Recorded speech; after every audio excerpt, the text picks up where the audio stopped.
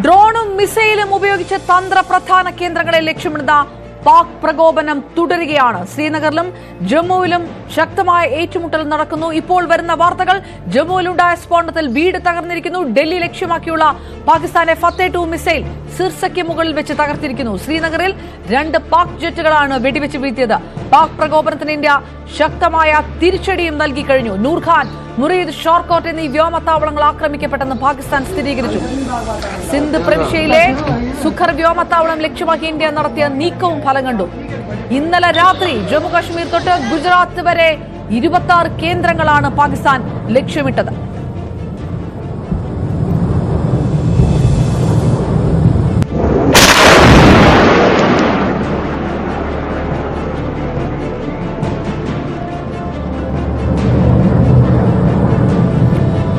സജിത്ത് ചേരുന്നു. സജിത്ത്, ഫിറോസ്പൂരിലടക്കം പാകിസ്ഥാന്റെ ഡ്രോൺ ആക്രമണങ്ങളിൽ ആൾക്കാർക്ക് പരിക്കേൽക്കുന്ന സാഹചര്യത്തിന് തൊട്ടുപിറകെ വരുന്നു ശ്രീനഗറിലുള്ള ഈ ജെറ്റ് ആക്രമണം. അത് ഇന്ത്യക്ക് തകർക്കാൻ കഴിഞ്ഞിരിക്കുന്ന ഒരു സാഹചര്യം കൂടി.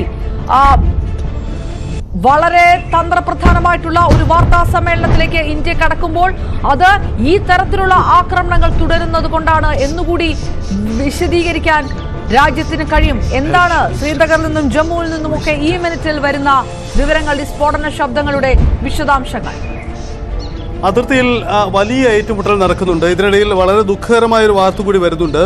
ജമ്മു കാശ്മീർ സർക്കാരിലെ additional district development commissioner Rajkumar Thapa, അദ്ദേഹത്തിന് ഈ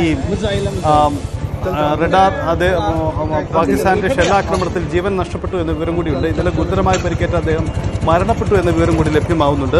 ഒമർ അബ്ദുള്ള, അവിടുത്തെ മുഖ്യമന്ത്രി അടക്കം, ജമ്മു കാശ്മീർ മുഖ്യമന്ത്രി അടക്കം അത് അനുശോചനം രേഖപ്പെടുത്തിക്കൊണ്ട് ഇപ്പോൾ പോസ്റ്റുകളും മറ്റും ചെയ്തിട്ടുണ്ട്. ദൃശ്യങ്ങളടക്കം അല്പസമയം മുമ്പ് പുറത്തു വരികയും ചെയ്തിട്ടുണ്ട്. എന്തായാലും സർക്കാരിലെ പ്രധാനപ്പെട്ട ഉദ്യോഗസ്ഥനായിരുന്നു. അഡീഷണൽ ഡിസ്ട്രിക്ട് ഡെവലപ്മെന്റ് കമ്മീഷണറാണ് പാകിസ്ഥാന്റെ ഷെല്ലാക്രമണത്തിൽ മരണപ്പെടുന്നത്. ഇതിനു പുറമെ അതിർത്തി മേഖലകളിൽ ശക്തമായ ആക്രമണം അതിർത്തി മേഖലകളിൽ ഇപ്പോഴും തുടരുകയാണ്. ഇതിനിടയിലാണ് പാകിസ്ഥാന്റെ 2 ഫൈറ്റർ ജെറ്റുകൾ ഇന്ത്യ വെടിവെച്ചിട്ടു എന്ന വാർത്ത കൂടി വരുന്നു. ഇതിന് ഒപ്പം പാകിസ്ഥാൻ വലിയ യുദ്ധപ്രഖ്യാപനത്തിനും സൈനിക നീക്കത്തിനും ഒരുങ്ങുന്നു എന്ന സൂചനകളിലൂടെയുണ്ട്.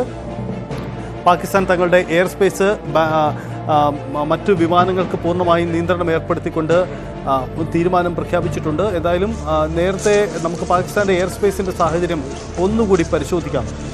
ഈ ഫ്ലൈറ്റ് റഡാറിലേക്ക് വരുമ്പോൾ പാകിസ്ഥാൻ്റെ ആകാശത്തിൻ്റെ കാഴ്ചകളിലേക്ക് വരുമ്പോൾ നമുക്ക് വ്യക്തമാണ് ഇപ്പോൾ ഒരു വിമാനങ്ങൾ പോലും പാകിസ്ഥാൻ എയർ സ്പേസിലില്ല എന്നത്. ഇന്ത്യ ന്യൂഡൽഹി കേന്ദ്രീകരിച്ച് വിമാനങ്ങൾ മൂവ്മെൻറ്റുകൾ നമുക്ക് വ്യക്തമാണ്. പക്ഷേ അതിർത്തി ജില്ലകളിലേക്ക് ചെല്ലുമ്പോൾ ജയ്സാൽമീർ, ജോധ്പൂർ അടക്കമുള്ള ഇടങ്ങളിലൊന്നും വിമാന സർവീസുകളിലില്ല. പാകിസ്ഥാൻ അതിർത്തിയിൽ പാകിസ്ഥാനിലേക്ക് പ്രവേശിക്കുമ്പോൾ പാകിസ്ഥാൻ്റെ എയർ സ്പേസിലേക്ക് പോകുമ്പോൾ നോക്കുക, ഒരു വിമാനങ്ങൾ പോലും നിലവിൽ പാകിസ്ഥാൻ എയർ സ്പേസിൽ നിലവിലില്ല. നേരത്തെ പാരീസിൽ നിന്നും ഇസ്ലാമാബാദിലേക്ക് വന്നിരുന്ന വിമാനം ഇപ്പോൾ എയർ സ്പേസിൽ കാണാനാവുന്നില്ല എന്നതാണ്. ഒരുപക്ഷെ അത് ലാൻഡിംഗ് പൂർത്തിയാക്കിയത് കൊണ്ടാവാം.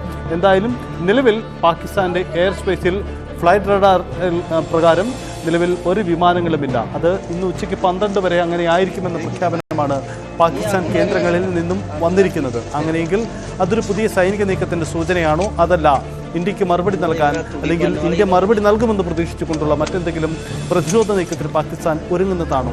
ഇക്കാര്യത്തിൽ വ്യക്തത വരേണ്ടതുണ്ട്. എന്തായാലും അസാധാരണ സാഹചര്യം രൂപപ്പെടുന്നു. പാകിസ്ഥാൻ എയർ സ്പേസിൽ ഒരു വിമാനങ്ങൾ പോലും നിലവിലില്ല. പുതിയൊരു സൈനിക നീക്കത്തിൻ്റെ സൂചനയാവാം, അതല്ലെങ്കിൽ മറ്റെന്തെങ്കിലും തയ്യാറെടുപ്പുകളാവാം. ഒരുപക്ഷേ ഇന്ത്യയുടെ ഭാഗത്തു നിന്നും കൂടുതൽ മിസൈൽ നീക്കങ്ങൾ മുന്നിൽ കാണുന്നുണ്ടാവുക.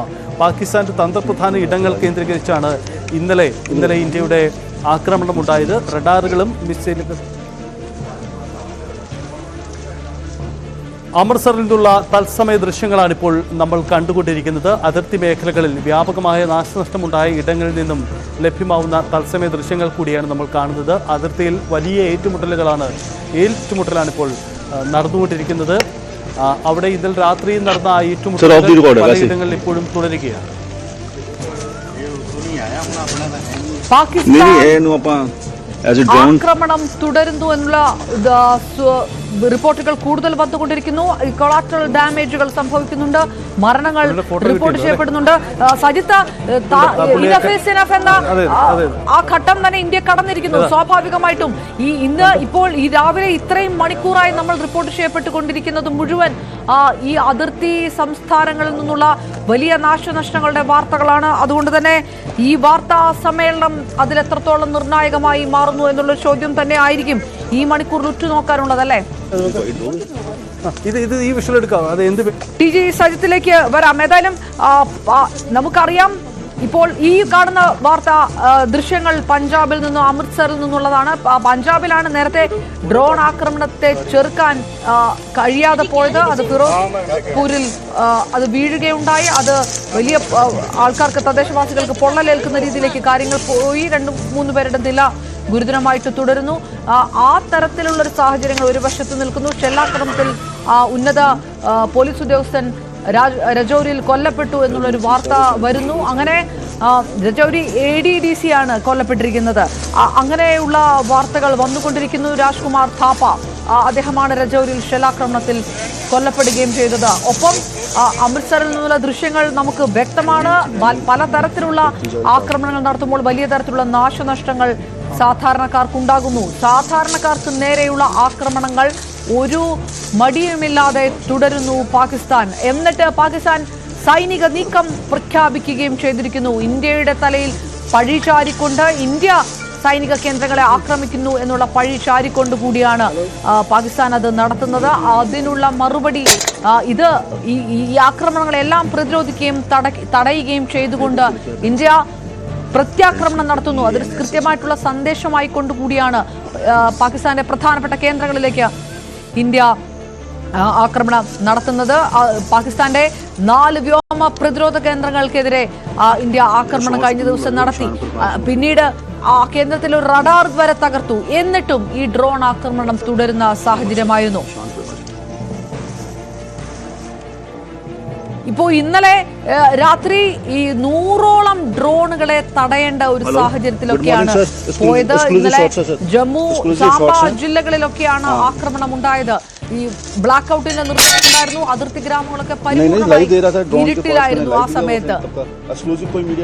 മിനിയാന്നും വ്യാഴാഴ്ച ലഡാക്ക് തൊട്ട് ഗുജറാത്ത് കച്ച് വരെയുള്ള 36 ഡ്രോൺ ആക്രമണം നടത്തുകയും അതിന് മറുപടി ഇന്ത്യ കൊടുക്കുകയും ചെയ്തതാണ്. എന്നിട്ടും ഇന്നലെയും ജമ്മുവിൽ ഈ ഡ്രോൺ ആക്രമണം തുടരുകയായിരുന്നു.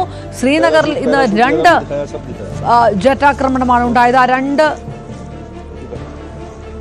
ജെറ്റ് ആക്രമണത്തെയും ഇന്ത്യ തടയുകയും ചെയ്തു. നേരത്തെ പറഞ്ഞ പോലെ പാകിസ്ഥാന്റെ ആക്രമണത്തിൽ കശ്മീർ സർക്കാരിലെ മുതിർന്ന ഉദ്യോഗസ്ഥനാണ് കൊല്ലപ്പെട്ടിരിക്കുന്നത്. Rajouri deputy development commissioner Rajkumar ഥാപ്പയാണ് കൊല്ലപ്പെട്ടത്. ഇന്നലെ മുഖ്യമന്ത്രി ഒമർ അബ്ദുള്ളയെ അനുഗമിച്ച ഉദ്യോഗസ്ഥനായിരുന്നു രാജ്കുമാർ ഥാപ്പ.